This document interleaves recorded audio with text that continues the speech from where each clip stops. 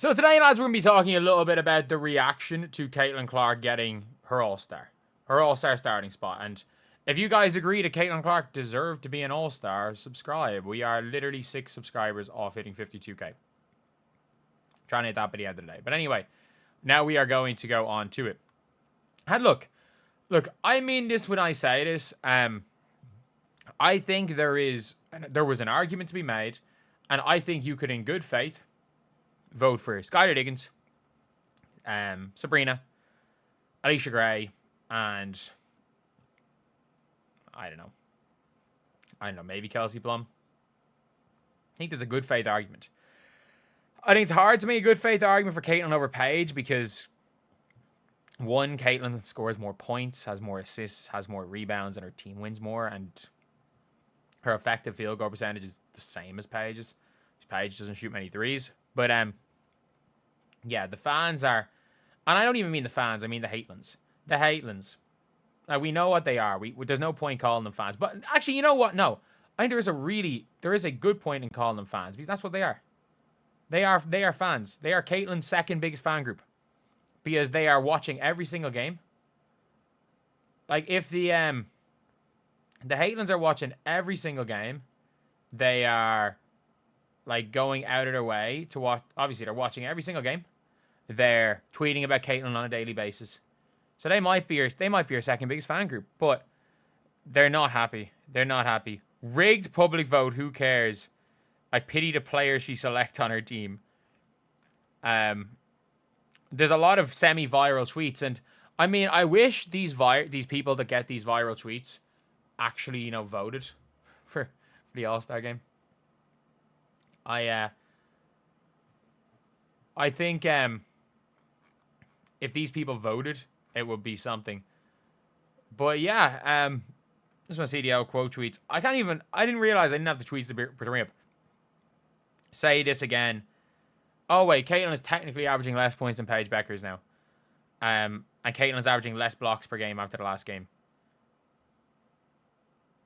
Oh, Paige is now overtaking Caitlin in effective field goal percentage. To be fair, up until one game ago.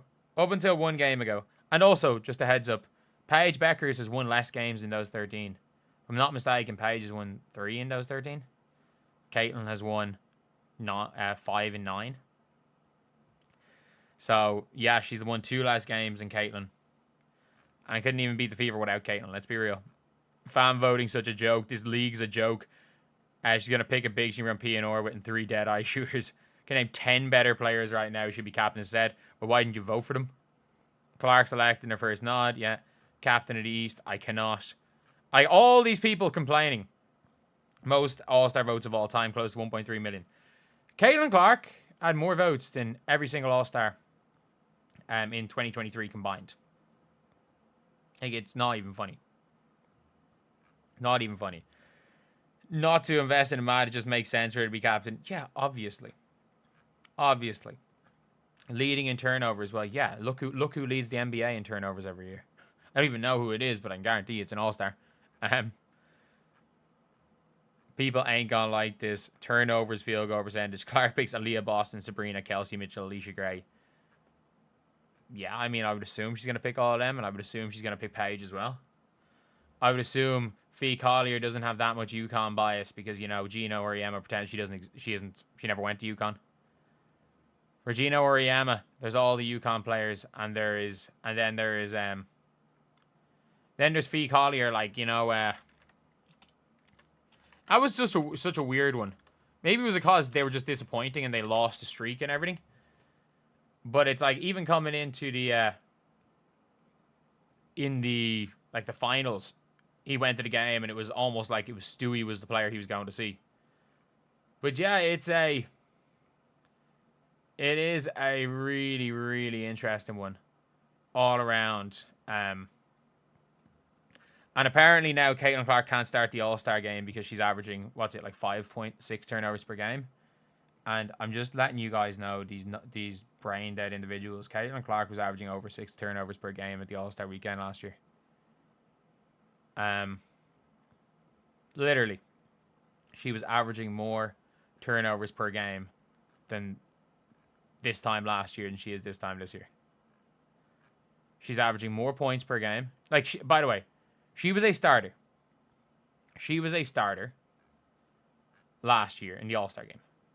And this year, she averaged more points. She's averaging more points, more assists, more rebounds, more steals, less blocks, less turnovers. Albeit a worse percentage from 3 because she went on a uncharacteristic cold streak for 3 games.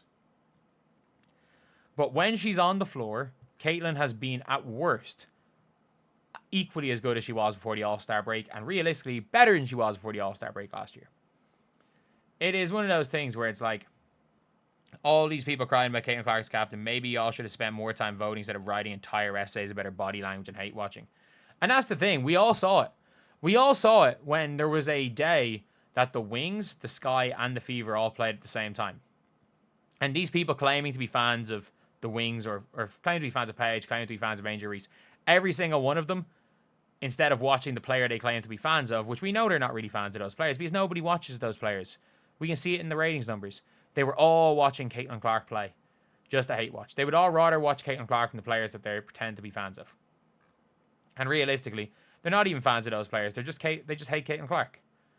They hate Caitlin Clark, and because of that, they are fans. They stan players that she's against as some sort of weird rival, not even weird rivalry, weird like parasocial thing. And it's one thing being fans of a basketball player. I'm cool being fans of a rival player. Like, I'm a fan of Caitlin. There's gonna be times where it's Caitlin over Paige, but like, I'll admit, Paige is a hell of a freaking player. Paige is a hell of a player, like, and I think at times I'm going to be always biased, but I can try. I'm not going to pretend Paige Bueckers isn't Paige effing Bueckers. Like, we don't do that here. There's flaws to Paige. And unfortunately, titling something negative about Paige probably gets more views than positive at this stage. But she's Paige freaking Bueckers. She's insane. But yeah, all these fans losing their damn minds. Losing their damn minds. Like, when it comes to the All-Star voting, and you can see everything. They were too busy writing essays about Caitlin being the worst person on the planet instead of voting for their favorite players.